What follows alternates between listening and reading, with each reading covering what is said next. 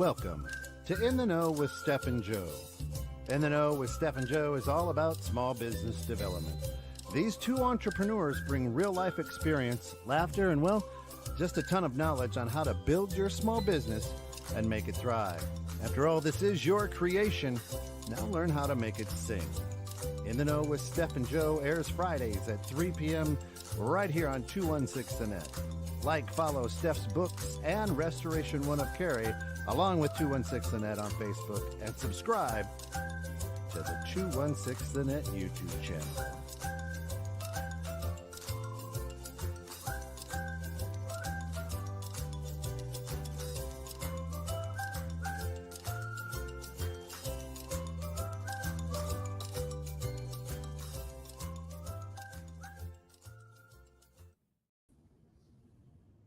Oh, I guess welcome in. Hey, Steph, how are I know we're a little late getting on air, and I'm flying solo today because Joe is it's just off crazy. with his summer gallivanting.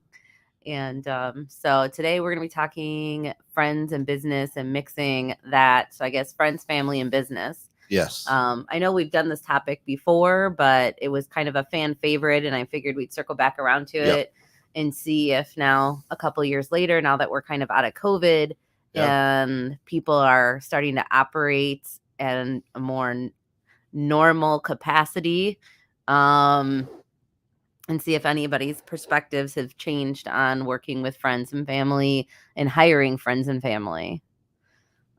So Yes.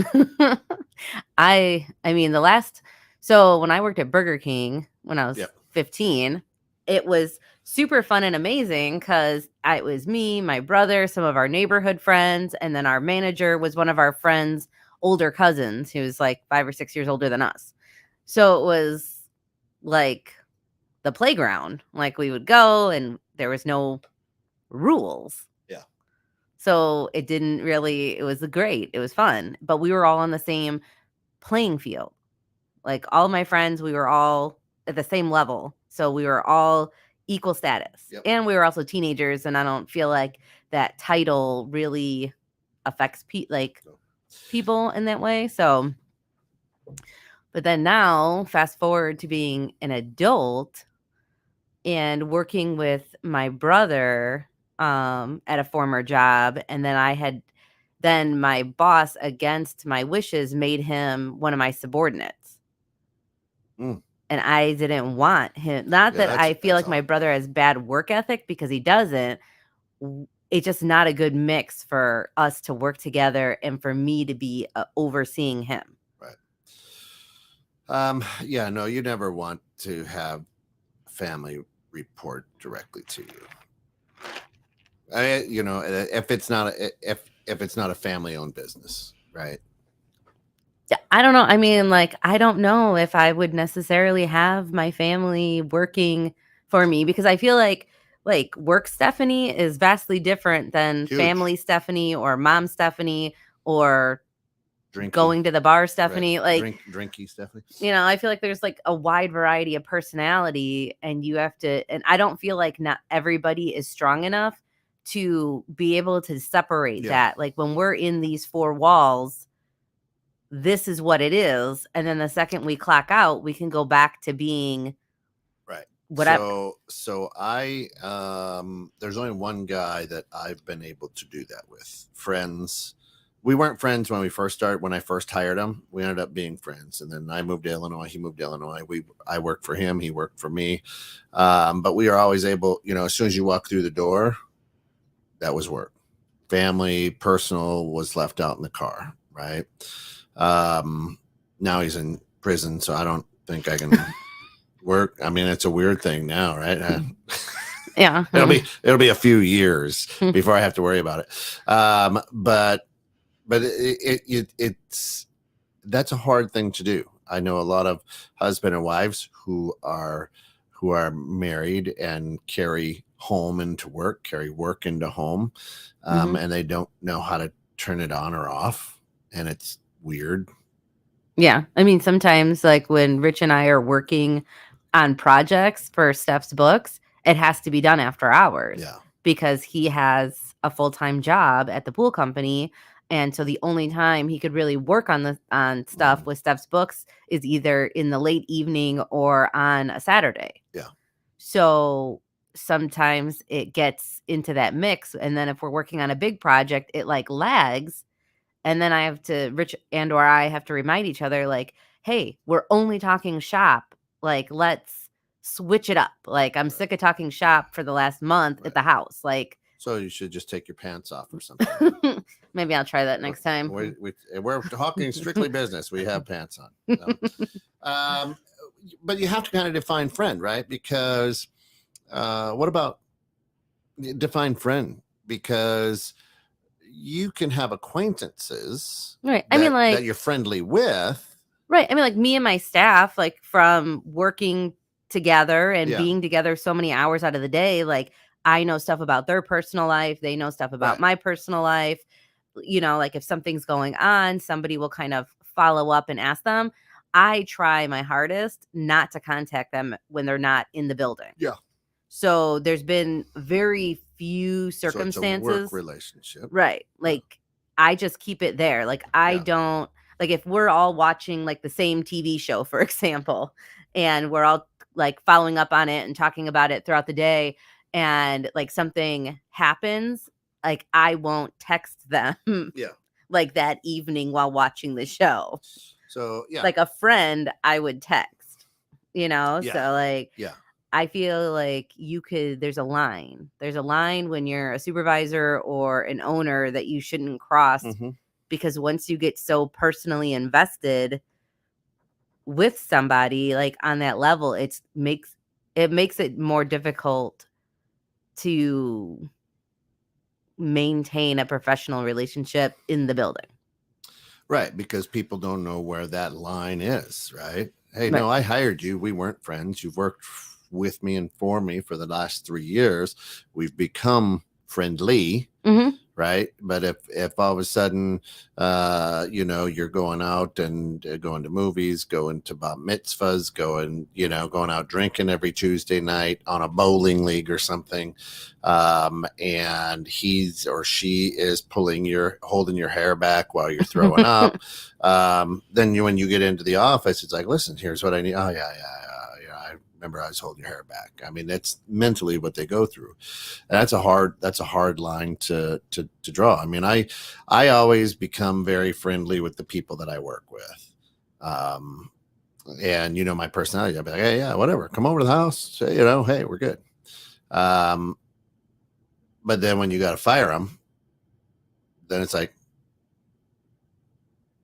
that's hard. Right. Drew and I, so Mike and I have known each other for years and years. I've known Mike since he was like 19. He's one of the owners here. He's one of my kids' godparents, and he's a business partner, right? How do you hold each other accountable? Right. Without going, let's not get too personal here. I hope he doesn't take it personal. He's saying that about me as well. Drew and I knew each other on a professional level, but over the last couple of years, we've become close. Right. Well, yeah, he got you to go on an airplane. Right. And so you kind of take a look at that, and if he and I wouldn't have got close, the working relationship and the things that are happening here wouldn't be happening. Right. But at the same time, Mike or maybe saying, man, I need you to A, B, and C. It's really what you said you do, but is having a hard time saying, I need you to A, B, C. Right. Because we've known each other. I feel like there's a fine line with that, just like the same fine line that there is when it comes to doing due diligence as a consumer. Like, I don't know if you've experienced this where like you have somebody that's potentially going to sign up for a show or whatever, and then they start asking you all these questions, and then they want like references, and then they want like all these things. And sometimes at a point it kind of is disrespectful is not the right word, but it's just kind of off-putting to you because they will be doing this. But if it was I don't know, like a syndicated station or something, they might not do that same questioning. Yeah. Like I go through it like because I don't have my CPA designation. So sometimes I get asked weird questions by potential clients, and it's sometimes like is that weird border, which is that weird border when you have friends or you become friends or friendly with people. So we're in conversations right now to go on Roku, right? And the gentleman who we're going to go into business with or subcontract with, whatever you want to call it, great guy out in New Jersey, just a cool dude.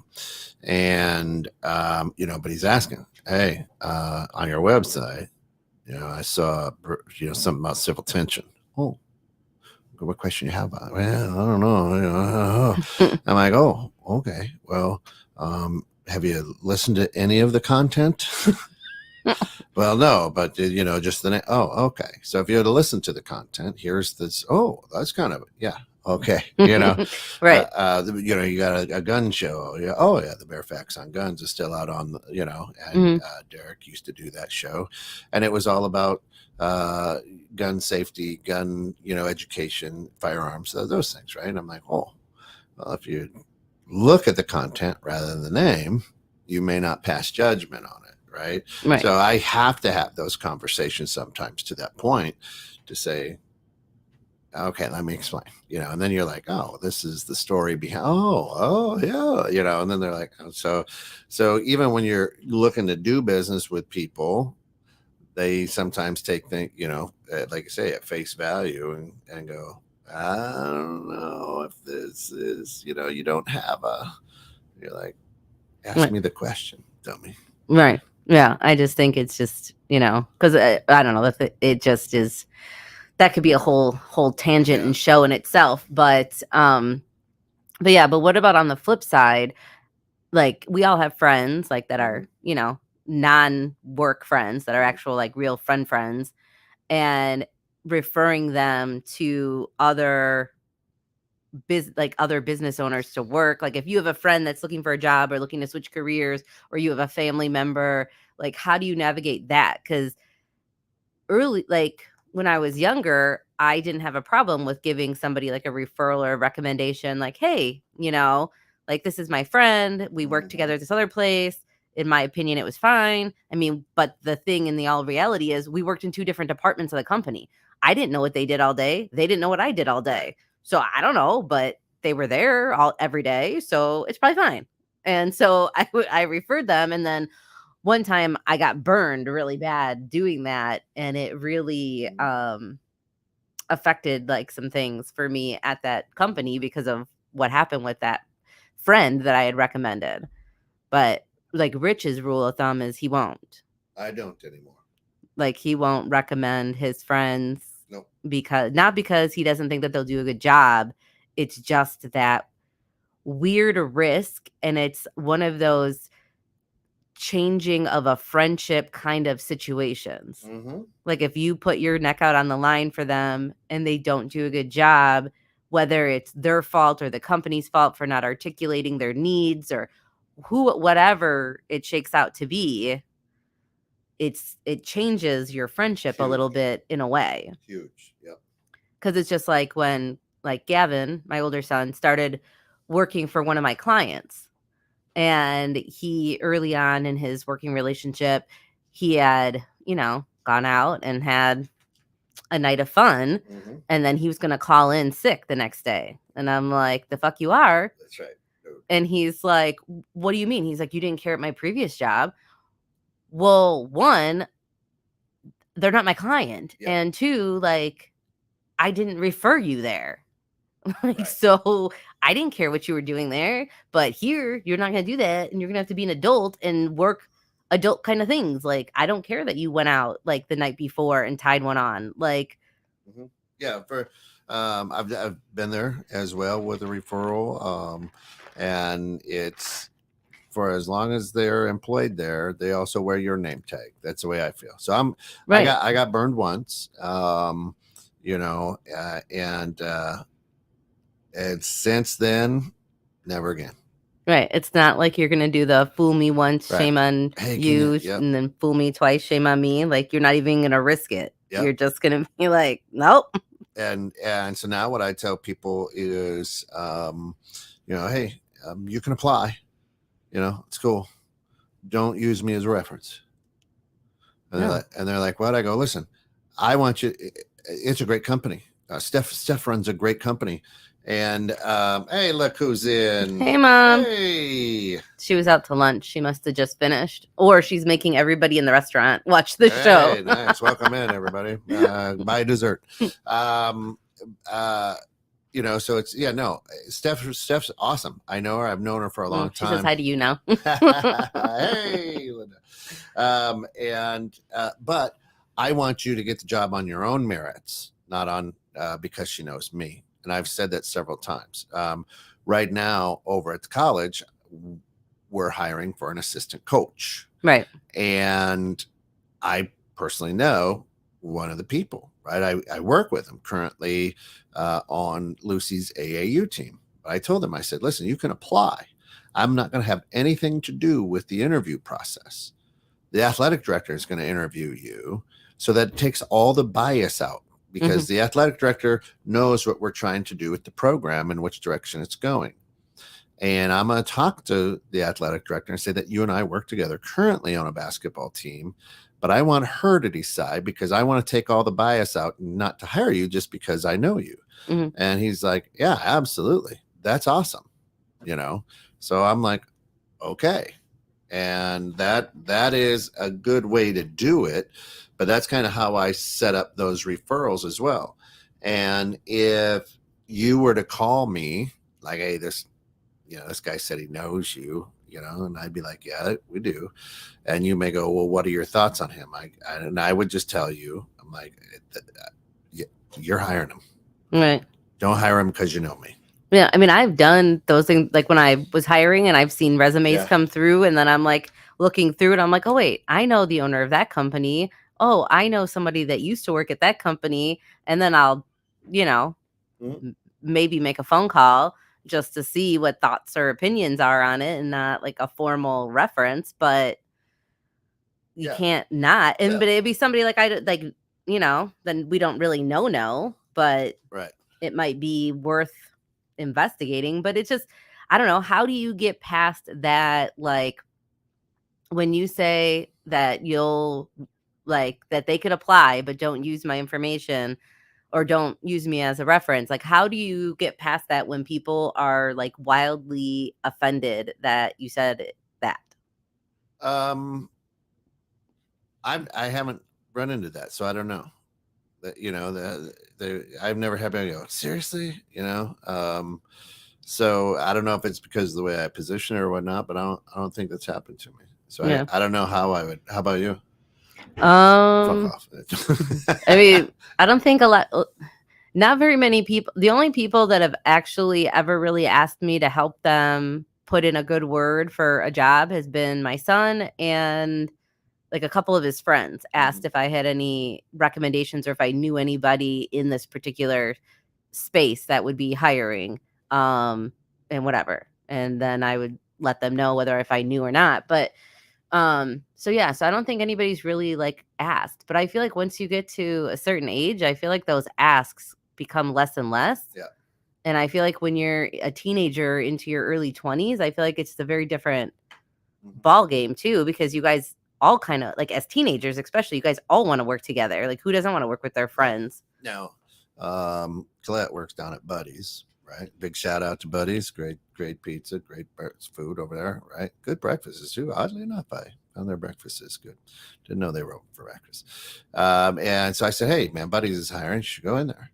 And during the interview, someone's like, get your trip down. Yeah. She's like, yes. So sometimes that happens, but I didn't tell her I knew anybody there or whatever, right? So I was just like, hey, Buddy's is hiring. She was tired of being out at the Olive Garden, very corporate. Buddy's very not corporate, right? They run a good show, and she's absolutely happy loves the staff, loves Sean down there. Everybody's and it's working out really well for a good part-time job for her at 21 years old, right? Right. But I'm, you can't get around that sometimes, in this small town, because of who you are, because of who I am, and like, oh, yeah, Right. yeah, okay, yeah, Yeah, I mean, it's like when I went to go get my fingerprints done, to get my PTIN number for taxes. Yep. I had to go to the police station to do it, and they asked for my ID, and I gave the officer my ID, and he's like, I know you. You're the bookkeeper in the Tunyon building. And I'm like, yes, that is me. He's like, yeah, I see your car all the time. And I'm like, yeah. That's it. So yeah, it's Creeper. Yeah. it's like hard not to, because I mean, you run into people at the grocery store Right. or whatever when Right. you work in like a But smaller it, community. so I'm 55 and it's slowed down. Very few people now are like, hey, can you get me a job? A lot of people ask, anybody who looking, and just because you and I have learned the art of networking, we have a big network, it's like, well, let me ask around. And if anybody out there is a door, sells doors and installs doors for commercial places, let me know. Not garage doors, just front doors, back doors type of thing. Let me know. I need I got a referral. Yeah, I need your help. But yeah, we I don't know. It's or what about when you're starting a new business and you're sitting, because like when you go to man camp and stuff, and you guys are all sitting around and you're chit-chatting about whatever, and then sometimes, there might be somebody that throws out like some random business idea or thought, and then and then they're like, oh yeah, I want to get in on that, and you're having like that bar meeting, I guess you could call it, and then it's like, do you ever let an idea fizzle because you're afraid of the combination of potential owners? Well, when Pete died here, right? So I was left solo. I said, hey, let's make a board of directors. We'll do a profit share, whatever. But everybody that I picked kind of knew the station. You were one of them. And everybody had their own businesses, and, I didn't get the help that I was looking for, right? So I said, I'm going to dismantle this, whatever. And then went a different direction. And there were a couple people on that board who were bent because when I went a different direction, didn't go with them. Oh, right. And it, still today, still a conversation. It'll come up. Like, I just can't believe, Yeah. And to the point, then I had to have that uncomfortable conversation with a friend. Say, well, here's why. Yeah, because I have some friends that I would trust to go into a business venture with, but some, it's not that I wouldn't trust them. We're just not professionally compatible. Right. Like I see the way that they run either their business or how they like work at their job or whatever versus the way I run things. Not saying that I'm right or saying that they're right or whatever, but it just won't mesh well with that. Right. And so I feel like if I did start another business and I did it with a friend versus doing it solo, I feel like I'll have to figure out a way to have those tough conversations of people being butthurt that I didn't include them in the venture or idea or thought process. Here's the other question though. If they're, I guess, are they butthurt because they're friends? If they truly know what they're good at, what they're not good at, right? It's like, oh, hey, yeah, I'll do that with you, Kent. And you're like, but you bag groceries, and I'm putting together a boat building company. You know what I mean? And we're talking about building boats out of logs. And you bag groceries. I love you because you bag groceries. We're friends, but that's what you do. How does that skill set of bagging groceries help me make a boat out of a log? Right. But you just want to do it because we're buddies, Right. Go away. I mean, I feel like the friends that I have that I would not go in business with are the people that I feel would take advantage of the time, of my time. Well, they do.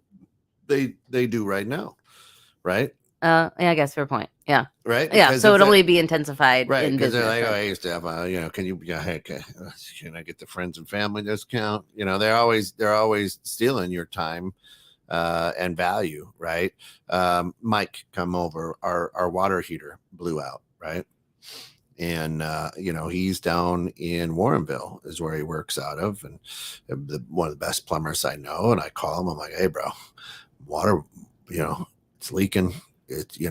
We're draining it now, but it's leaking. There's water on the basement floor. The pan caught most of it, but he's like, yeah. He goes, hey, I need you up here. No problem. He orders his stuff, has it dropped at our house. He's there the next day, right?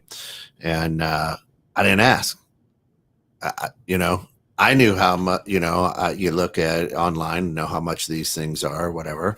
And when he billed me, I didn't ask for cheap, right? I was just Right. like, hey, we need a water heater. You come in, treat us like, I didn't have to say, treat us like a regular customer. And then he sent the bill, and I'm like, that's fair. He didn't rake me, I don't think. Took a look at what the same water heater costs at Menards or whatever retail. Now, I know he makes money on that, right? Because you're a business, but to Alice and I, it was fair. Right. We didn't ask for a friends and family discount, whatever. We needed a water heater. Right. We'd rather give him the business than somebody else.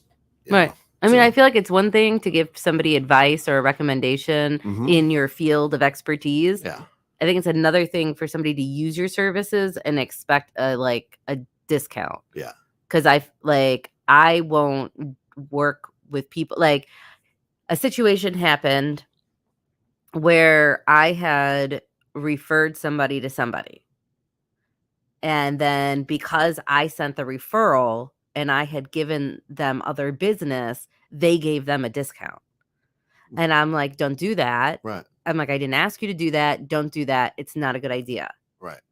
And they're like, no, it's fine. It's fine.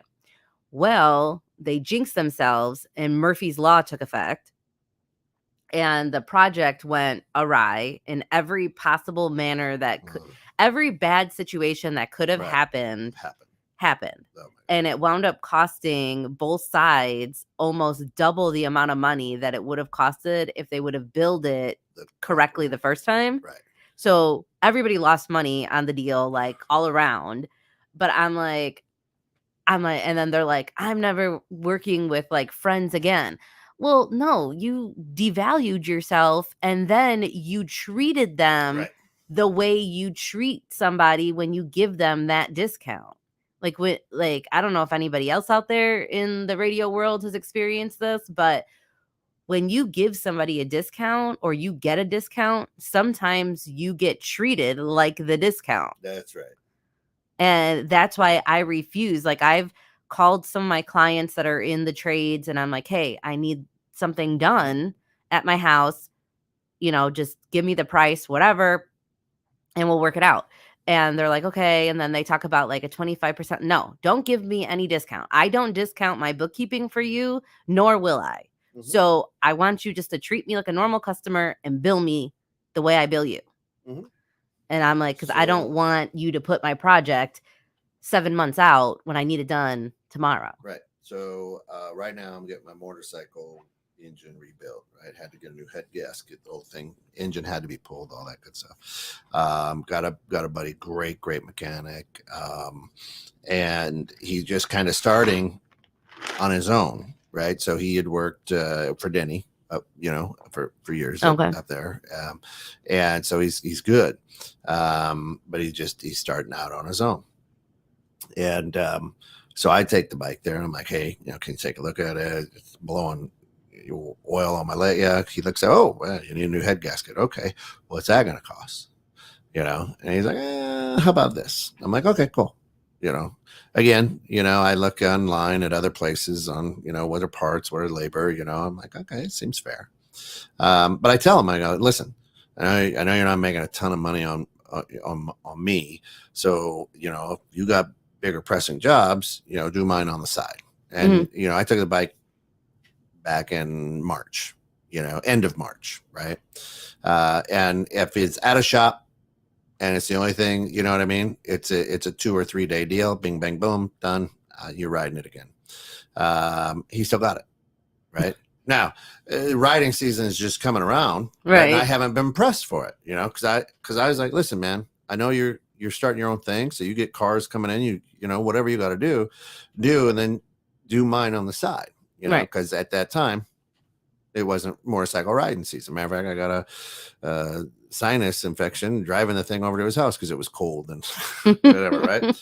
But now, it's like today is 80. You're like, oh, hey, it would have been nice zipping around on that today. Well, the next like 4 days they're going to be like 80. So then I reached out to him last week. I'm like, hey man, just how's the bike coming? ETA. I had a couple big deals, and then it was Mother's Day. I'm like, no, take time with family. Don't work on it this weekend, whatever. So hopefully we'll have it back. But again, that's kind of that friends and family discount. Now, I think it's a fair price for what it is and for what I called around for. A little bit less expensive than the others, but again, you're starting your own business. You're gonna, try to get the price so you get some work, right? He didn't foresee that he'd have 3 or 4 big, deals that came in where he's going to make a lot more money. I get that, so I'm patient because I know him, but at the same time now, starting to get the itch, like, oh, I want to be out on the bike. Right. Yeah. So, as a friend, me doing business with a friend and saying, hey, I get where you're at in life and you're starting on your own or whatever, now I'm like, I shouldn't have said that. Yeah. Well, because I'm surprised my mom didn't chime in again, but she, I got a whole earful about the fact because I do her taxes, but I don't charge her to do the taxes. So that way, if the IRS comes, you're like, I don't know. It wasn't me. But so it's just like, she's usually the last return that I do of the season. So however things worked out with the weekends and the taxes and the whatever, her tax return didn't get done until like April 14th. And so she's like, you did all these other tax returns before mine, and like I need to know if I have to like pay money or whatever. And I'm like, okay, but I'm like, like I need to do these billable ones because I have staff I gotta pay, and like so it's so she got the treatment.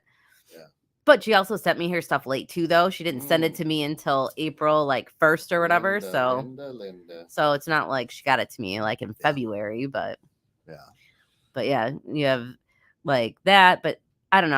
I don't like that discount. Like I feel like there's been yeah, my mom says whatever. But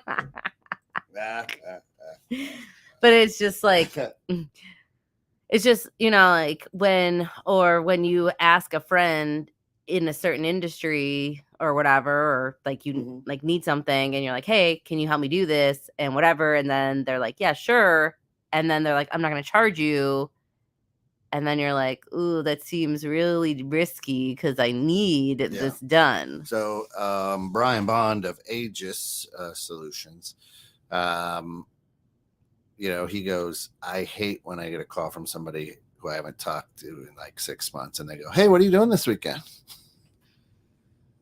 Oh, I'm gonna do that to him. And he's like, what do you want me to come over and you need me to wire up some Wi-Fi, some cameras, all of a sudden it isn't like, hey man, how you been? It's been a long time. It's like, hey, what you got going on this weekend?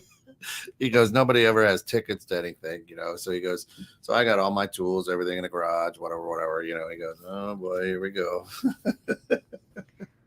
Yeah. And that's the same way with Mike. If there's stuff Alice and I can do, we're DIYers, but if we're stuck on something, plumbing or electric, because he knows electrical as well, is, I'm taking pictures of it and texting him like, hey, and he'll type back, well, yeah, take a picture from a different angle or whatever, so he will, he will always, because we're family or whatever, take a look at it. But if he's busy, he'll let me know. He's like, listen, I'm right in the middle of, snaking somebody's toilet or whatever plumbers do. Right. And, so let me take a look at it when I get home or whatever. I'm like, all right, I guess this is on hold.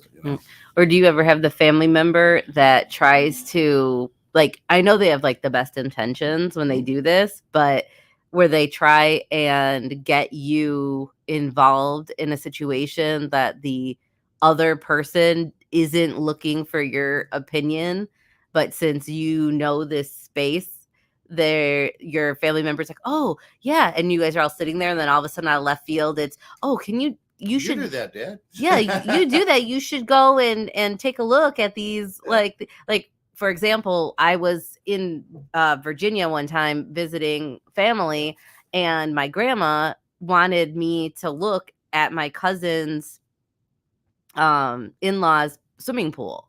Back when I was still doing the swimming pools. And I'm like, okay. And so I looked at whatever they needed me to look at, and then I gave them my opinion, and they're just sitting there staring at me like, why am I involved in this situation that they have? They didn't want my opinion. They didn't need help. Get your nose out of my filter. Right. And then they're like, and then they asked me about pricing, and I'm like, well, I don't know what pricing is out here compared to what it is up by me or down by me. I don't know. Whatever, across by me. Like, I don't know. It's vastly different, because when my parents had their pool built, like, they pay X amount of dollars. Well, it would have been 3 times the price for that same pool up here in Chicago, because it's built differently though. So my son-in-law, Jacob, he's in medical school, right? And so now the running joke that I do is I'm like, hey man, can you look at this? Does this look like cancer? And I just always remind him, like, for the rest of your life, everybody's going to ask you something because you're a doctor. He's going to be a surgeon, right? So it's like, hey, does this look like cancer? Is this skin cancer? Does this look weird? Can you feel this rash here? Like, yeah. So I always do that. So at some point in their visit, not always right away, not at the same time. But I'm like, the rest of your life, That's what's gonna happen. That's what's gonna happen For the next 70 years that you're married to my daughter. Like, this is what's happening. Dr. Pesky, could you look at this? My son's got a thing, Yeah. So great stuff. But doctors, I would hate, chiropractors especially, right? Like, oh, can you just crack my back real quick? And they want you to, you're thinking, just come and bear hug me like the linebackers or your brother would, And they're like, I'm not going to touch your back. Right. Yeah. I always, it's just very weird when you get put in that position when you're like out, like at a family function, or you're just out in whatever. And then all of a sudden, somebody says something and recommends that they talk to you, and neither one of you guys really want to talk because you're just trying to have a beer and relax. Right. And then all of a sudden you're in this in-depth conversation, and you're like, and then they're like, that pricing's so high. Well, I'm not a salesman. I'm not trying to sell you this project. I'm just telling you what I know. Like, I don't know. When I was doing mortgages, it was that all the time. Well, what do you think about the markets? I don't. What rates? Well, it has nothing to do with what you think it has, But I'm like, I don't want to talk about that. That's what I do for a living, I want to have my beer. Right. It's just like, I feel like if Dawn's like driving around or whatever, I feel like people are like, oh, what, how much do you think that my house could be? Yeah. Oh, yeah. And then like, it's not like she could blind quote it. Right. Like, oh, it's 4 bedrooms. It's this many square feet. Yeah. It's this and that. And then all of a sudden, we put floors in 6 years ago. Yeah. And she's like, oh, okay. Like, I don't, like, it's not like how they upkeep the house. Yeah. And like, who knows? They could have foundation cracks. Like, you don't know. Right. It's like, well, Dawn would probably tell him to go to hell, but I don't know. But yeah, that's almost worse than working with somebody or referring somebody is that uncomfortable. Here, let's get your professional opinion on bookkeeping, Steph. You're like, no. They're like, I hate when people are like, oh, my wife's an accountant. And then like we're standing there, and then they ask me a question, and I'm like, well, you have an accountant, like, Yeah. ask them. Like, I don't want to answer your question, especially in front of them. Right. Not that I'm afraid I'm going to answer it wrong. It's just like that's your person. Right. That's why you have an accountant. So Have those conversations. what's your opinion on borrowing money from friends and family for your startup? I did that when I opened the coffee shop way back in the 90s. Borrowed some money from my parents. And it wasn't a secret, right? They were silent partners at that point. You know, they had equity in the business. Mm-hmm. And that was always the first people that we wanted to pay back. But when it went belly up, I heard it from my brothers and sisters-in-law. I was like, oh, well, took all their money, yeah, you know. And that was right around the time, you know, so it kind of went under the 2000. So right when the, you know, the markets kind of the 08 crash and all that. And before then, so back So it was like 2006 or 7 is when even before that. So 2000, 2001 when it was the technology bubble popped. Right? Oh, Y2K. Yeah. And so a lot of people lost a lot of money there as well. And my parents are like, well, actually, we would have lost more money if we would have kept it in, you know, the market. So, you know, I'm like, well, that's a very polite way to put flushing for yeah. I don't know. Because and to this day, though, I still, you know, because of things that my brother said to this day, and, you know, we're 20 years later, you know, our kids are all grown, you know, so it's like to this day, there's still that, you know, you said what you said. And I remember you saying it. You may not, you know what I mean? You Mm-hmm. might have let it go, but that knife kind of cut deep, you know, right. With that, you know, that side eye, you know, sidey mouth type of comment, you know. I feel like it would be risky. Like, I don't, not that I feel, I mean, obviously when you open up the coffee shop, you didn't anticipate those things that caused the business to go where it went. But it's not that I would be afraid to fail. It's that like, I wouldn't want the additional judgment if I was, in their opinion, frivolously spending. Like if we had a payment plan in place and I was making my payments, but then I went on vacation. Right. Got a new car. Right. And I'm still making my payments to you, but you feel like I could have paid you off sooner because of this. Right. And then you have that weird stuff. Yeah. And stuff. Because Rich and I had talked about it before, and someone we knew was going to potentially maybe need a loan.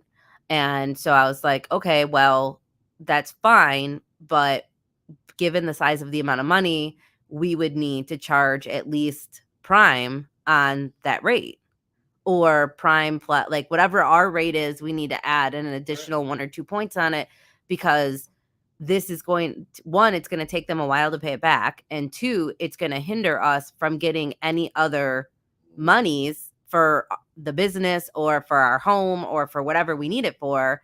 And Rich was like on the complete opposite side of the fence about charging, like juicing the rate. Like he's like, was so offended that I wanted to juice the rate for a family member. And I'm like, and he's like, well, what if it was, you know, your brother? And I'm like, yeah, I would do the same thing if it was my brother and he wanted that much money. Like, yeah, my brother knows. So that's why he would never come and ask me for money. Right. Exactly.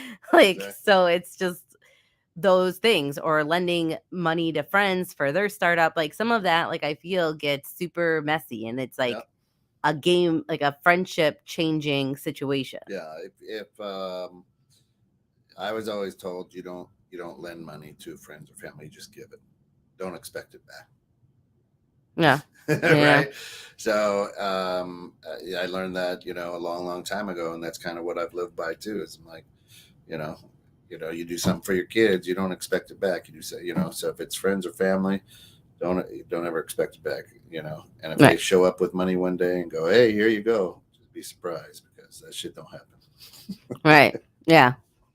Yeah. That shit don't happen. Yeah. Well, because like my grandma, if you ask her, like when my grandpa was still alive, and if you ask them for some money, or to borrow some money, they'd be like, well, are you giving it back or are you not giving it back? Like, let's get that clear before I write this check. I'll write the check either way, but let's be clear on this expectation. Right. Like, if you're going to give it back, like, fine. If you're not, then Yeah, I'm happy to help you with the situation. You know, when I was starting that business, you know, I talked to my grandmother, my dad's mom, and who they were very well to do. My grandfather owned 3 grocery stores and ended up selling those, and got good money for them. And you know, I went to her and she's like, just don't have it. I'm like, I know you got it. You know what I mean? Now there's bitterness on my part going, wait a minute. You don't believe me enough? What? You know? Well, it was a smart move on her part because anyway, she was smart.